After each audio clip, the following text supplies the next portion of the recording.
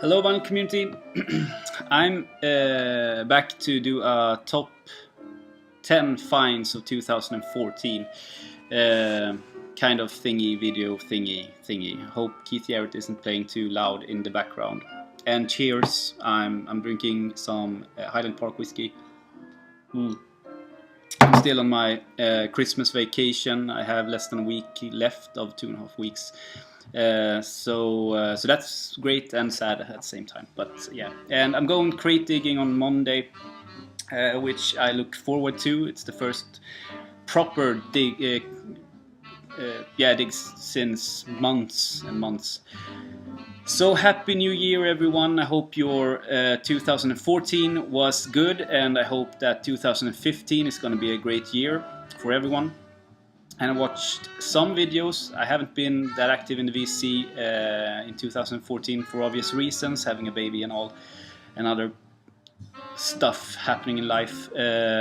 But yeah, so I hope 2015 is going to be great. Yeah, I watched some videos, and the ones I watched I often commented on at least 80% of it, but so you know who you are. But I missed a shitload of videos, and it's just a matter of time, really. And it goes hand in hand with buying records also. I haven't bought as many records 2013 as I did 2013. Because I haven't had the time listening and being out crate digging. Okay, so let's start. I'm gonna start with 3 VCLTs or VC trades. So not like finds, but they cut the list. First one, thank you so much, Ben Costello, for the Fruit record 7 Secrets on the Dawn record label. I was floored when I found this in the package that you sent, and I'm still floored every time I see it. The generosity, the generosity. Thank you so much, Ben, and thank you for the PMs, and we have the talks we have had. They have been really good. And thank you for including me in the video. So I hope that we still have the same contact as we had this year. Stefan73 made a trade with me, and one of the records I got from him was Mike Patton's Mundo Can, one record that I really enjoyed digitally, but I didn't jump on the vinyl, and when it was sold out it was getting pricey. So he didn't like it as much as I did, so he traded it with me, and I'm glad he did. Thank you so much, Stefan. I've enjoyed this many times, and I've even included it in the podcast that me and some friends have. Yes, thank you. Next one, Greg Ray sent me this among with other records, but this cut the list. Bill Evans Trio, Sunday at Village Vanguard, a Japanese press of this. Sound quality wise, fantastic, but the music is just, out of this world. Played many times since I got it, and I hadn't listened to it before I got the vinyl release. So a classic jazz record, but I wanted the vinyl experience, being the first time I listened to it. Thank you so much, everybody. Moving on with the 4th record here. Not a super duper find for many. Bob Dylan's Time Out of Mind, the reissue on Music on Vinyl. But the circumstances buying this was, we were going to Gothenburg for a crate dig, me and my friends. I said to them in the car, I hope that I find Time Out of Mind, the reissue, in one of the shops at least, because I'm gonna buy that one. And when we got to the first shop, in the first crate was this, and it was used, maybe played once, in perfect condition for $15. So just like, not even, like, not almost half price of what they charge for the ones in plastic. I was so happy, but the vinyl gods was really with me that day, and you know, the being in sync with what I wanted and stuff like that, it's just fantastic. Cheers. So I think that's 5. Yeah, I bought a bunch of records that didn't make the list, and I don't know why. I bought a lot of Swedish jazz in particular that I'm really happy that I got last year. But I wanted to shout out to Anders, because one of the record experiences last year was Anders' release. It was so cool talking about the record before he recorded it, and then talking with him when he went in recording it, and then talking with him about the getting the insights of how he thought about the cover artwork and all that stuff. Just making that kind of journey as a viewer of Anders' project was one of the highlights of 2014 for me. And then getting a test press from Anders, and finally getting a copy of the record was just great, and it puts a smile on my face every time I see pictures of stores on Facebook and stores online when they front Anders' record. It's just great. So I just want to say that. Moving on. One of the releases I got last year that I was super glad I got was Jazz at the Pawn Shop, with Arnold Onerius, Bengt Hallberg, Georg Riedel, Egil Johansen and Lars Estrand. This is a second press that I got in Gothenburg also when I went creating there this summer.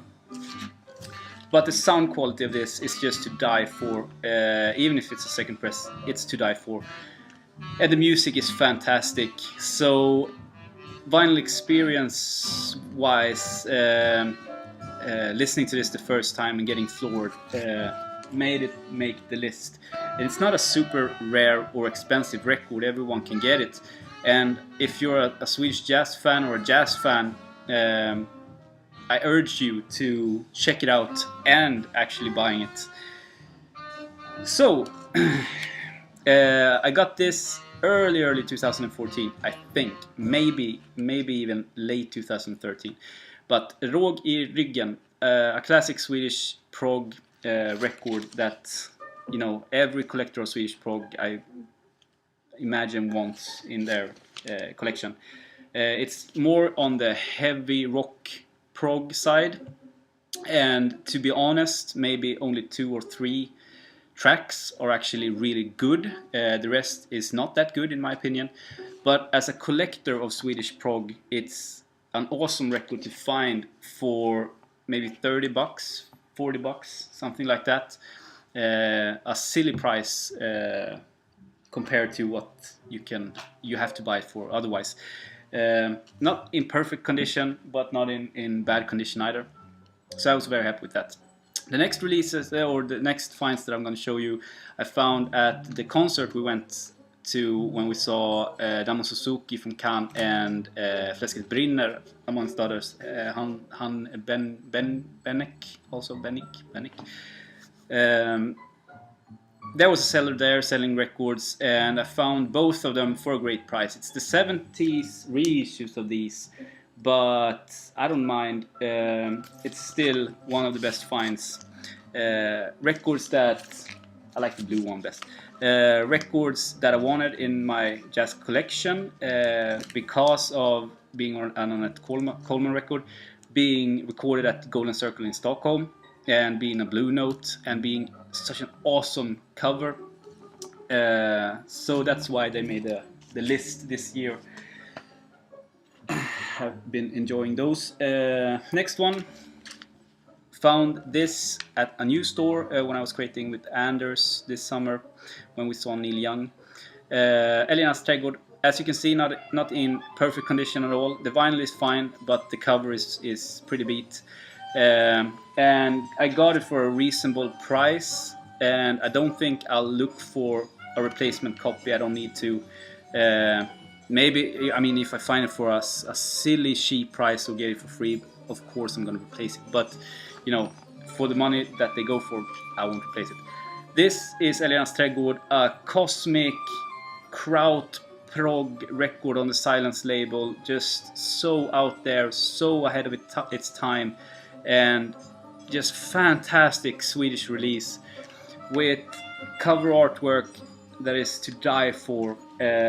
So if you're a prog fan, this is a must in the collection, obviously.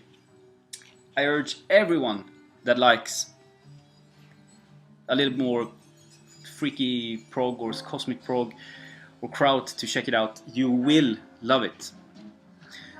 And 2 more to go. This one I got for free in a huge bunch of records that I got for free. Grooving with Sabo Martinez, featuring Rune Gustav and Sture Lundin.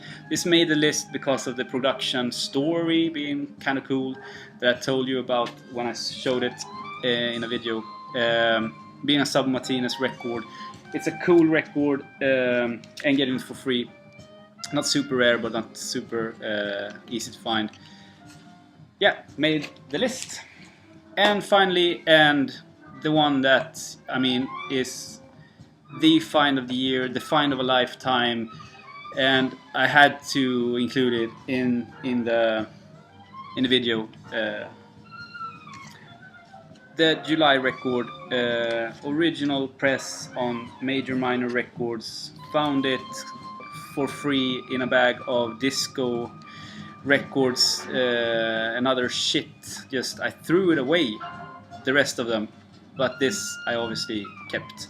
I've cleaned it very carefully, put a lot of time in cleaning the record, and I've got it up to a VG plus, maybe even VG++ condition, and the cover has some flaws, but I can probably grade it as a VG minus, maybe.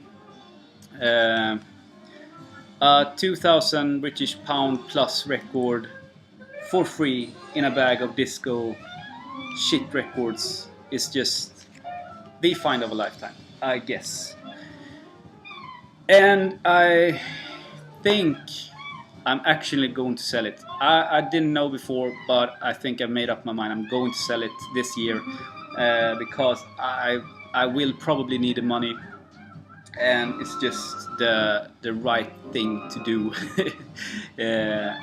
It's only gonna collect dust, and I'll never play it. I won't dare to play it, so it's gonna just stand here, collect dust, and it would be just crazy of me not to sell it. So I'll probably do that. So that's it.